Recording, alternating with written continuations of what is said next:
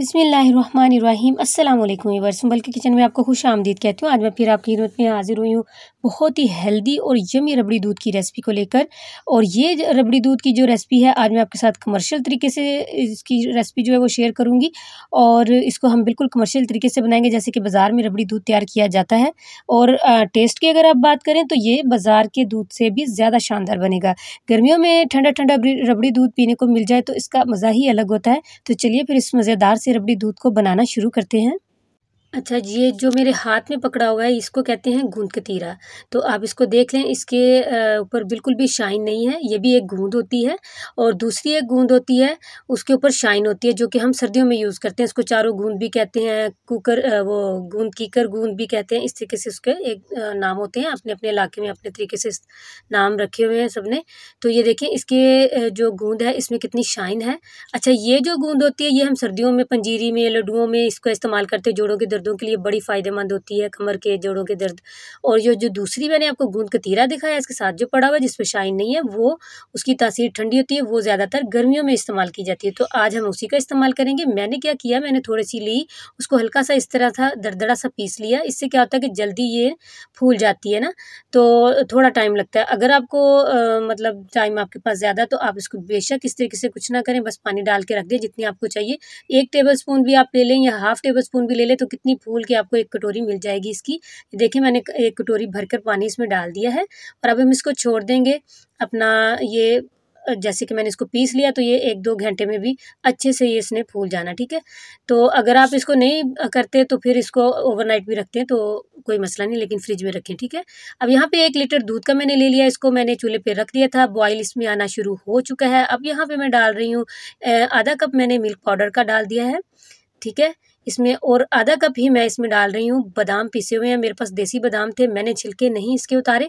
आप चाहें तो इनको वो भिगो के छिलके उतार कर इसका पेस्ट बनाकर भी डाल सकते हैं। अच्छा, चीनी यहाँ पे मैंने डाल दी है हाफ़ कप। चीनी इसमें थोड़ी ज़्यादा ही जाएगी, लेकिन मैंने फ़िलहाल इसमें हाफ़ कप डाली। चेक करके हम दोबारा इसको टेस्ट के हिसाब से डाल लेंगे। आप भी ऐसे ही कीजिए। चीनी इसका जो इसमें मिठास इसलिए थोड़ी-सी ज़्यादा जाती है क्योंकि इसने ठंडा-ठंडा हमने पीना था। जब एक मीठी चीज़ ठंडी होती है ना, तो उसका मीठा अगर आपने नॉर्मल सा रखा हो तो वो थोड़ा कम-कम लगना शुरू होता है। तेज़ रखा हो तो वो अच्छा लगता है। अच्छा, ये जो है यहाँ पे मैं डाल रही हूँ, यहाँ पे हाफ़ कप मैंने ले लिया है खोए का, ठीक है। ये इसमें डालेंगे। ये बिल्कुल कमर्शियल रेसिपी है, जो चीज़ें वो डालते हैं वही चीज़ें मैं आपको बता रही हूँ। तो यहाँ पे हाफ़ कप हमने खोए का इस्तेमाल कर दिया है। इसको भी अच्छे से मिक्स करेंगे। और यहाँ पे हाफ़ कप मैंने पानी का इस्तेमाल किया और 1 टेबलस्पून मैंने कॉर्नफ्लावर का ले लिया। और इसको अच्छे से मिक्स करने के बाद, बहुत ही अच्छे से मिक्स करना है आपने, और फ्लेम को ज़रा स्लो करके तो साथ के साथ डालते जाएंगे, साथ के साथ हम चम्मच को चलाते जाएंगे ताकि गुठलियाँ नहीं बने। ये हम इसलिए डालते हैं कि जो रबड़ी का दूध है वो थोड़ा गाढ़ा गाढ़ा सा लगे, तो इसलिए इसमें ये डालते हैं। तो आप अपने दूध के हिसाब से डाल सकते हैं, 2 टेबलस्पून भी डाल सकते हैं, हाफ़ टेबलस्पून भी डाल सकते हैं, तो जितना आपको लगे कि इतना ठीक है। अब हम इसको 5 से 6 मिनट पकाएंगे और ठीक होने तक हम इसको पकाएंगे। तो मैं आपको दिखा देती हूँ इसकी थिकनेस, देखें कितनी प्यारी इसकी थिकनेस हो चुकी है। अब इस पॉइंट पर मैं डाल रही हूँ 5 से 6 अदद मैंने इलायचियाँ ले ली थी, उनके दाने निकाल के उनको कूट लिया था, वो डाल दिया। वो डालने के बाद इसको अच्छे से मिक्स करेंगे और इसको ठंडा कर लेंगे। तो ठंडा होने के बाद आप इसकी कंसिस्टेंसी देख लें कि गर्म होने के बाद भी आपने देखी थी, गर्म थी देखी तब, और ठंडा भी दिखाई है, तो कितना फ़र्क आ गया है। तो जो अब देखें, मैंने ये बना के रखा हुआ था गूंद कतीरा भिगो के, तो माशाल्लाह ये देखें कितनी कटोरी भर के ये हमें मिल चुका है। अच्छा, यहाँ पे मैंने तुखमलंगा भी 1 टेबलस्पून उसको भी भिगो के रखा था, उसको मैंने तकरीबन 20 मिनट पहले भिगो दिया था। और यहाँ पे 1 टेबलस्पून ही मैंने इसबगोल का छिलका ले लिया था, जिसको मैंने पानी में भिगो के रखा था। ये बहुत ही जल्दी फूल जाता है, तो इसको ज़्यादा देर भिगोने की जो है ना आपको ज़रूरत नहीं है। तो ये भी हम डाल देंगे। इसको मैंने तकरीबन 5 मिनट पहले भिगो दिया था। तो देखिए माशाल्लाह कितना ज़्यादा भी हो गया और कितनी अच्छे से ये फूल भी गया है। अब सारी चीज़ें डालने के बाद इसको अच्छे से हम मिक्स करेंगे। देखें, पहले भी ये गाढ़ा था, जब हमने ये चीज़ें डाली, इन चीज़ों के डालने से भी ये और ठीक हो जाएगा, ठीक है। तो अब यहाँ पे मेरे पास है ये सवैयाँ, फलूदा सवैयाँ जो होती हैं, ये भी होममेड सवैयाँ हैं, तो इनको भी डाल देंगे। यहाँ पे मैंने डाली है 1 कप मैंने यहाँ पे सवैयों का डाल दिया। आपको जितनी पसंद हो आप उतना ही डालिए। तो अब इसको फुल ठंडा करेंगे हम।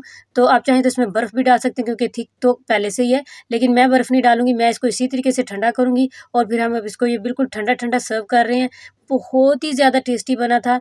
और अब मैं इसको पिस्तों के साथ मैं जो है ना, इसको मैंने ये चॉप किए हुए इनके साथ इनको गार्निश करूँगी। थोड़े से मेरे पास सूखे हुए फूल थे, वो भी लगा दूँगी। मुझे उम्मीद है कि ये रेसिपी आपको बहुत अच्छी लगी, क्योंकि ये कमर्शियल रेसिपी है, इसका ट्राई करना बिल्कुल बनता है। बहुत ही मज़े का ये बना था, आप इसको ज़रूर ट्राई कीजिए बिल्कुल इसी तरीके से। तो मुझे उम्मीद है कि आपको बहुत पसंद आएगी, आपके घर वालों को भी बहुत पसंद आएगी। तो इसी के साथ अगर वीडियो अच्छी लगे तो इसको लाइक शेयर करना बिल्कुल ना भूलिए। चैनल पर न्यू है तो इसको सब्सक्राइब भी ज़रूर कर दीजिए। इसी के साथ मैं इजाज़त चाहती हूँ, दुआ में याद रखिएगा अपना और अपनों का बहुत बहुत ख्याल रखिएगा। अल्लाह हाफिज़।